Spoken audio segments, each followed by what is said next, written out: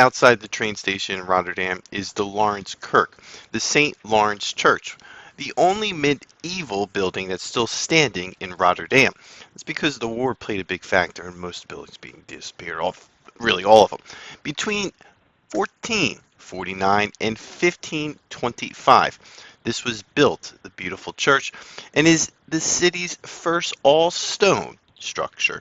Originally a Catholic church, it became Protestant in 1572 during the Reformation.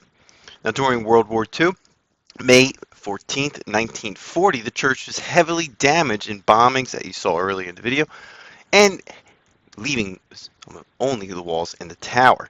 Now, despite its plans for demolition, the church was restored as a symbol of Rotterdam's resilience. Now, Queen Juliana faced the first stone in 1942 when it was reconstructed and completed in 1968. Today, the church is a place for concerts, exhibits, and community events. It houses the largest organ that will have some music, because I was lucky enough to go in there, where there's 6,600 pipes featuring bronze doors.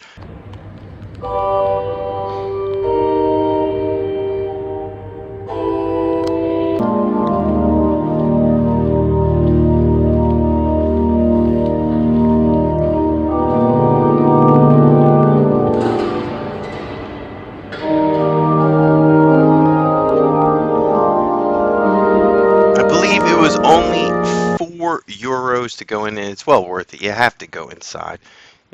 Overall, you can also climb to the 64th meter tower and get scenic views of Rotterdam, at least according to the website. I didn't know that until reading all this. And explore the exhibit itself and the church's rich history. They have a lot of interesting facts about the history and it being destroyed and rebuilt.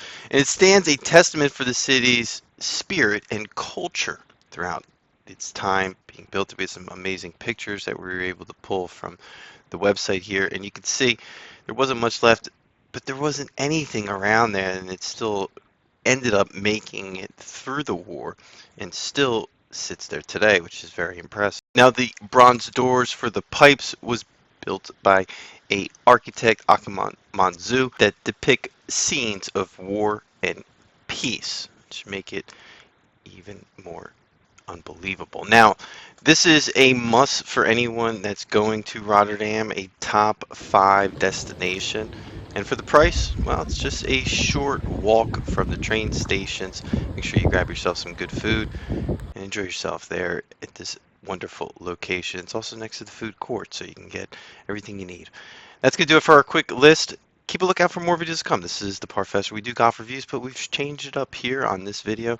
So make sure you subscribe below if you like golf history. But we're also doing history because we're in these locations, and somehow we have to get to watch time. So that's going to do it for our list. Keep a lookout for more videos to come. The Parfessor's independent golf channel focused on fun, affordable golf in your area. That's going to do it for this video.